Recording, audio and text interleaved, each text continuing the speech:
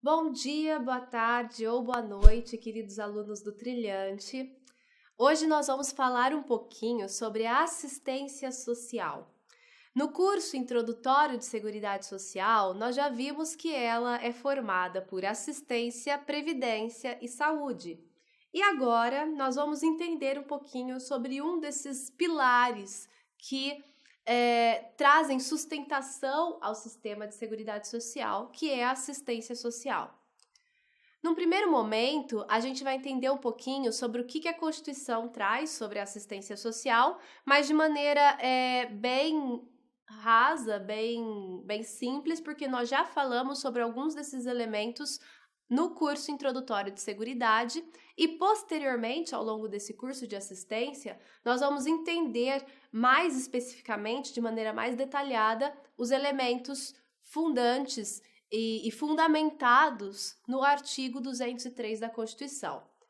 Então, o que acontece? A Constituição, ela traz a possibilidade de um sistema de assistência social, que vai ser prestado, como nós já vimos, de maneira não contributiva, ou seja, você não precisa contribuir para a assistência social para se beneficiar dela, e vai ser prestado a quem dela necessitar, ou seja, ela não é universal como a saúde, ela é prestada quando o indivíduo ele preenche alguns requisitos. Ou seja, ela é prestada para aqueles indivíduos que comprovam a necessidade desse benefício, dessas atividades sociais. Pois bem, como a gente viu, a Seguridade Social ela se pretende universal, né? Tentar abarcar a maioria de situações possíveis para trazer qualidade de vida, para trazer a efetivação dos direitos sociais. Contudo, a assistência social, como ela não é prestada a todos, ela vem para tentar preencher lacunas que são deixadas pela Previdência Social. Então, como a gente vai ver posteriormente, a Previdência Social ela só é prestada para aqueles indivíduos que conseguem contribuir para ela. Em contrapartida, a assistência não. Ela é prestada aos indivíduos que necessitam e que não contribuem. Então, ela vem para respaldar aquelas situações que não são abarcadas pela Previdência, para tentar possibilitar a efetivação do princípio da universalidade da Seguridade Social. Mas como que eu vou saber que há necessidade da assistência? Quais são os casos que eu consigo efetivamente saber que aquele indivíduo vai ter direito a um benefício, a um serviço assistencial? A Constituição traz alguns objetivos que acabam se equivalendo aos benefícios assistenciais, porque os objetivos eles vão ser implementados por meio desses benefícios. Proteção à família, à maternidade, à infância, adolescência, velhice. Nós vamos ver quais casos, quais políticas públicas assistenciais que se relacionam com esses objetivos. Amparo às crianças, adolescentes, carentes. Nós vamos estudar o PET, Programa, de Erradicação do Trabalho Infantil, que se relaciona com esse objetivo. Promoção da integração ao mercado de trabalho, a habilitação e reabilitação das pessoas portadoras de deficiência, promoção de sua integração à vida comunitária e o BPC, o famoso BPC, Benefício de Prestação Continuada, ou LOAS, que se relaciona com a sua regulamentação pela Lei Orgânica da Assistência Social, que é aquele benefício de um salário mínimo prestado aos deficientes e aos idosos que comprovam uma situação de vulnerabilidade econômica. Por sua vez, o artigo 204 da Constituição fala de como a assistência vai ser implementada. E ela vai ser implementada por meio de ações governamentais na área da assistência social, que vão ser realizadas com recursos do orçamento da Seguridade Social, que a gente já estudou no curso introdutório de Seguridade, que estão previstos no artigo 195, além de outras fontes, que há previsão de que outras fontes sejam trazidas por lei complementar e organizadas com base nas seguintes diretrizes.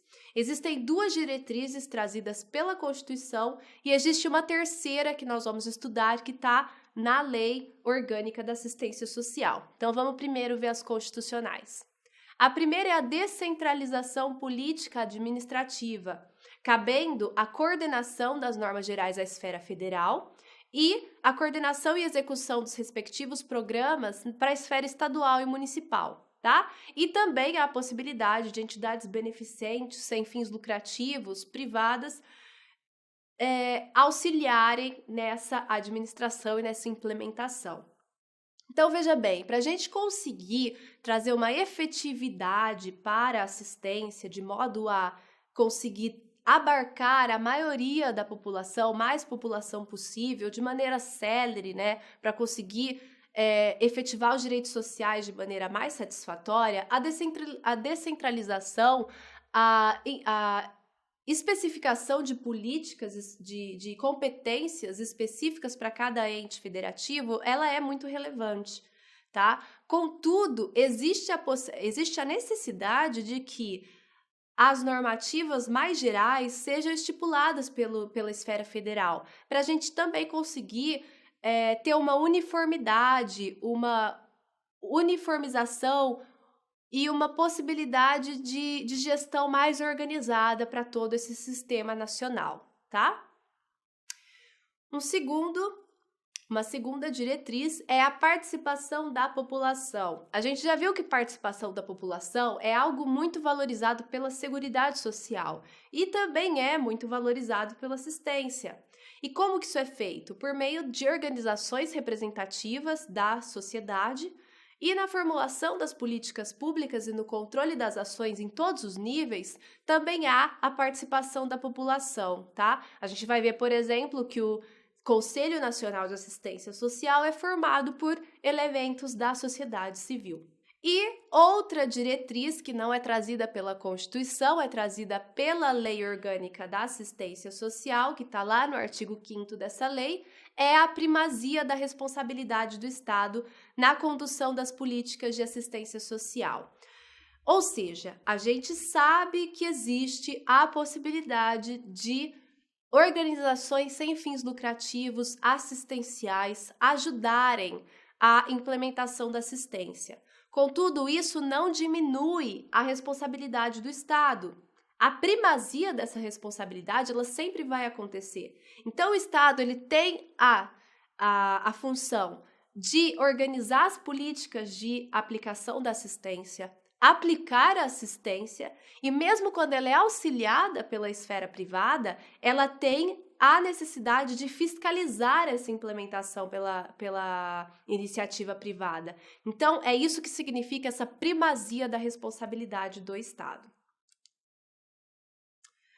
O artigo 204, por fim, no seu parágrafo único, traz uma modificação muito interessante que foi trazida em 2003, tá? Na emenda constitucional, que é a possibilidade que os estados e o DF vinculem aos programas de apoio à assistência social, à promoção social, até 0,5% das suas receitas tributárias líquidas, tá? Isso é uma medida que trouxe a possibilidade de maior implementação, maior efetivação das políticas sociais por meio de um fomento econômico maior. Contudo, essa destinação de valores às políticas sociais possuem algumas vedações. Esse valor ele não vai poder ser aplicado em despesas com pessoal e encargos sociais, serviço da dívida e qualquer outra despesa corrente não vinculada diretamente a investimentos e ações apoiadas, ou seja, a implementação efetiva destes direitos sociais. Com isso, queridos, terminamos um bloco sobre assistência social, mas volta que daqui a pouco tem mais.